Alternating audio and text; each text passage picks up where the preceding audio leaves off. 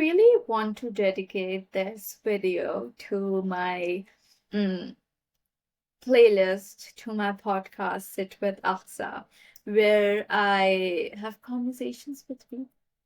And the reason why I want to highlight it, because even though I know I must have reached around 50 plus people, you may be the one who should check their request because I must have sent a long message. But it just is, I think it's really important for me that, yes, when it comes to me sharing that the people I want to highlight, that's really important, but it also important why I started. So there's just one part that I've shared, but I just came to realization of another part, and it just made me think that how I was manifesting it with each and every episode without even realizing that was the important part, one of the really main parts. So initially started off with my journey.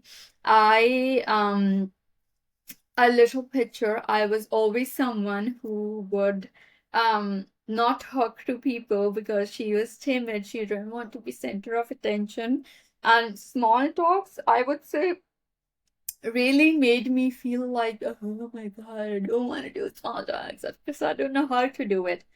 Now I hold conversations. So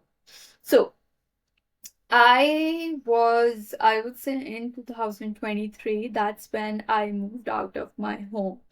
I didn't move out of home because of my job, because I had a remote job. I moved out because, yes, I wanted to discover myself. I want to learn what I was capable of. I wanted to learn what I can do. And if there are any limitations, I wanted to learn everything. And also, I wanted to be get away from a place that was making me define my struggles based on the horrors of the past. So I basically, when I basically did my move at that time, yes, I had a remote job, but sooner than later, after some time, I went through a really prolonged unemployment. And unemployment was one of the really hard part because it broke me, because it was one of those times that, okay, I moved out, that's still so many things I need to figure out. And then I was already struggling mentally. And then when it came on to unemployment, it just felt like everything around me was failing. Because, like, if you're someone who has been applying jobs, you know how it feels like when the only thing you can see in your inbox it with company names starting with we regret to inform you, right? So it was really hard time, and it's very, I know a lot of people of you would agree with me that when you're in your lowest of lows, and although there have been like made promises of, being there through thick and thin, and if you have someone, that's amazing. I didn't have anyone at that time. I didn't have my I would say my siblings or even my parents, because I really didn't want my parents to be overburdened of what I was going through. I know they already had a difficult life, and then I didn't even have those people around me, my friends that I thought would be there. So I started to go online because I was at a point that I couldn't even apply for jobs. I was going through unemployment, and for me, it was just that every time I would go online, I would see people telling me that, you know what, You only live once, and if you don't try for yourself, no one else will. And then YOLO, and then FOMO, and oh my God, so many terms made me feel like that, okay, I'm probably an outcast, because then this is how I should feel. But that's not how I'm feeling, because my language and my vocabulary started with me defining myself as how I should behave and how I'm not behaving in that way. And that really broke me into pieces. That how am I not normal enough to do something for myself, why I'm not able to get out of bed, why I'm not able to get to, take a bath, why do I have to think so much before brushing my teeth, why do I have to so many things, because I would think that I had so many dreams, I had to do so much for for myself, for parents, for the community, everything. But right here, I am lying on my bed and I cannot even get out of the bed or even cook a food for me. Then how am I even capable of creating those changes that I've always thought of me doing? So that was a hard time, and that was basically the realization that, okay, there are not many stories out there for people who are struggling, who are navigating that part. Because, you know, when you are struggling and when you realize that, okay, there is trauma or there's this mental health struggle, you have two choices in front of you, right? You either just becomes the byproduct of what was done to you, or you actually become someone who take the hard part and move on to breaking that chain, right? And I was doing that, right? But I just couldn't see anything online, and that then I just wanted that, okay, if I'm seeing someone successful sharing their story, I'm able to relate to them. Okay, okay, I'm going through this and that. But for me, they're just their story is right there. And for me, I'm somewhere here. Although the situation may be similar, but like for me it's just like you don't know what I go through.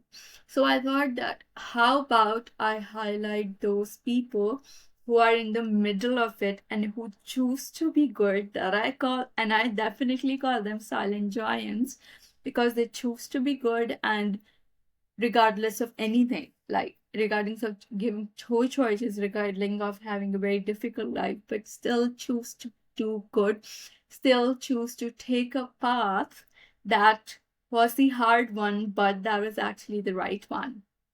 That now, in retrospect, basically gave birth to Sit with Aqsa, because I wanted to highlight those people. Like, this was this one scenario that I was sharing with my friend, that if there is a crowd and they're focusing on one thing and all of that, and there is someone, for example, out there who is sitting in the corner and maybe, journaling or feeding cats or even feeding dogs, or, taking care of maybe homeless, something like that, and crowd is over there, I would rather go to that person and just learn about them, their story. And I think mainly the whole perspective comes upon where you go into conversation not as a way to, oh, okay, I'm in, a better position. Let me just help them in that way. And you're just helping because, you give them the platform. No, for me, it's just that um just amazing what people do, like so many different stories, and I'm just like, oh my God, I'm learning so much from you. And you know what's the main thing, it's so much um weird, is that every time I get on a podcast with someone, right in the middle of that podcast, I'm just like, listen, like that's like internal conversation, definitely I must have said it as well. Like, we have never met, we are a different generation, we were born like years apart, different struggles, different all of that. How come am I able to relate to you? How? And it just opens my mind how sometimes with different situations, different struggles, different way you were raised up or anything, the people you always come across, they're going to some way or the other, you're able to relate to them. And that's basically how I figured out, because I was someone who wasn't able to relate with anyone at that time. Oh my God, I'm just realizing it.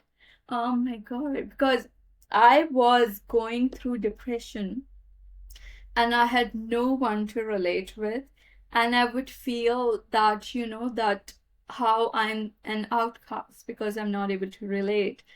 And God and Allah basically turned it around in a way that I can't stop finding people, getting them on a podcast, and still leave with a feeling of, yeah, I'm able to relate to that person. Or, damn, I'm just realizing that. My God. Oh my God, God works in the most, I would say, subtle, kind, generous, amazing ways. And that's what I want to put out there, because I know there would be someone beyond borders who would who needs that comfort because they still choose to do good and they're just so isolated. So I can get some story out there for them to keep as an archive, so that they can look at that video and know that, okay, that person, they're able to relate to them, and that person is someone that, that gives them comfort, that they're not alone. And the vocabulary is not how they should feel. The vocabulary is changed to, yes, I'm feeling that way, and it's still valid, because due to we being social animals, we are able to relate to community, right? We are able to relate to people. So that means if I'm able to relate to even that one person, that means what I'm going through is right, is justified. My feelings are justified, my struggles are justified. Maybe I haven't found the answer of what it is, but at least I know that it's valid because I've seen in someone else. So that was one part of it. And another part that I just realized was that in order for me to, even when I was going through working on, I really want to make a difference to the society, even all of that, I, my whole aim was at a point that even when I was struggling, even back in my hometown, I would message, I would just DM shelters. I would DM, like I did email this one shelter who was of course showing that how brutally dogs were treated.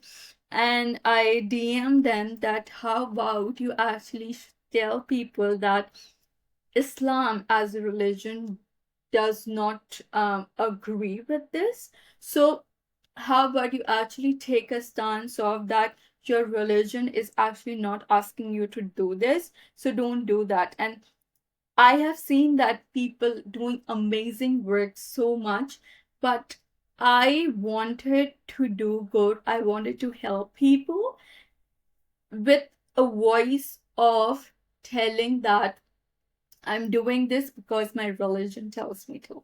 Because this is how that religion has been embedded in me, right?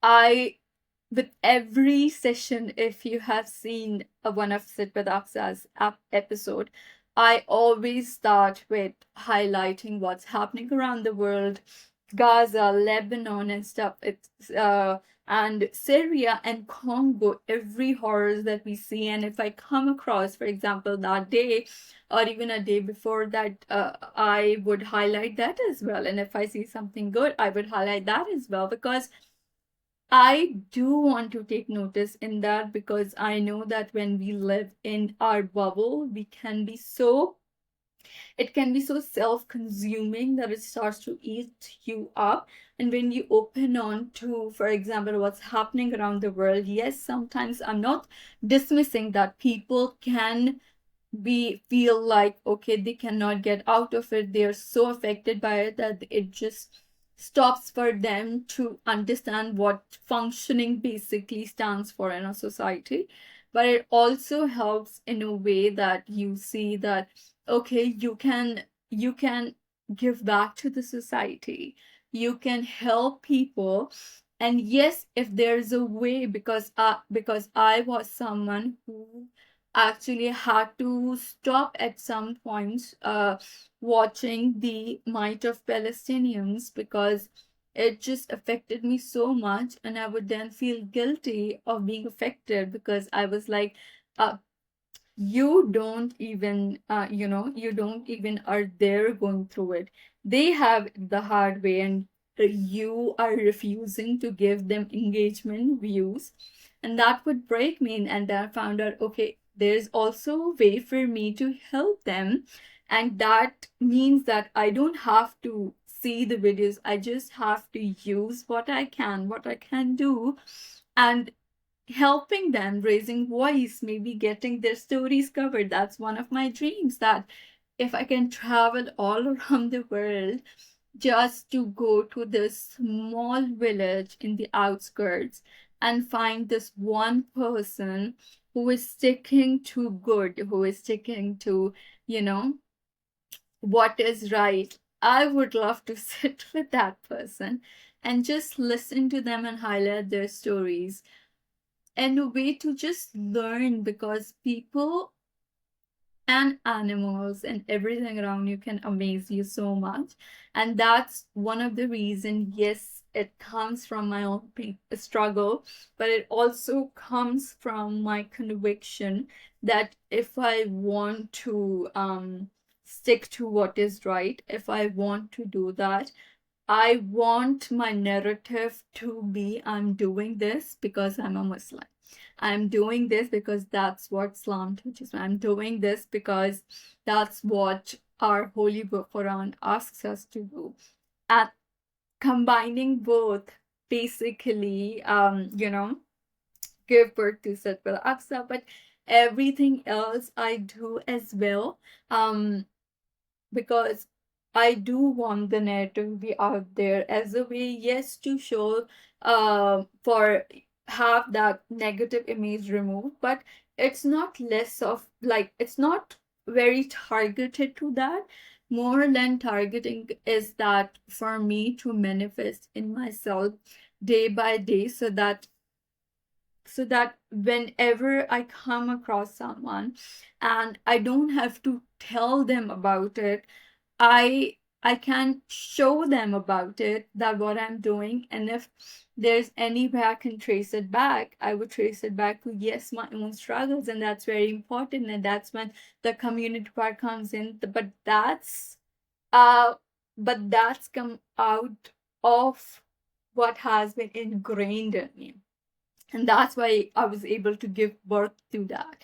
And what was ingrained in me is has always been my religion. So that's how the religion being the center, and I'm able to produce so many branches. And one of being sit with Aqsa, that was yes, came about of my struggles. And now I'm able to highlight people who are building themselves, to just share how how resilience or perseverance looks like, and just able to do that because Allah asks me to, because that's what our prophet, may peace be upon him, shows us to do. He showed us, he didn't tell us only, he showed us what doing good looks like. And so that's basically became the anchor. And whatever I do, it's the byproduct of that. And that's why I always say to people, if you see me doing anything wrong, just come up to me, say to me I'm doing wrong. Because if my anchor is something very different, I would want every part that I do to be the right way, to be in the honest way, um, especially when it comes to this video that's about Sit with Aqsa, because I think that if I get people on um as a guest, it's more of a privilege for me that they are living their life again, and this time they choose to live it with me, even the hard part. So not only I take that very seriously close to my heart, but the reason why I want to give that the right measure, the right respect, the right love, is because that's what Prophet, may peace be upon him, Prophet Muhammad, may peace be upon him, basically showed us that you should do, to be a person of service. So yeah, that's how the two ways concocted in a way that for me to produce something, uh, to not cover the people who are famous in that sense per se, but the person who are struggling, and I can highlight them, give them space to help them, but also as an extension, I can, I would say, I can make that relatability for all the souls in the world that are, a different version of Aqsa. And I can help them and make them realize that, what, you shouldn't be using the language of should, because what you're going through is valid. Even if it's different, it's valid, because there's a story out there who can shows you how valid it is. So yeah.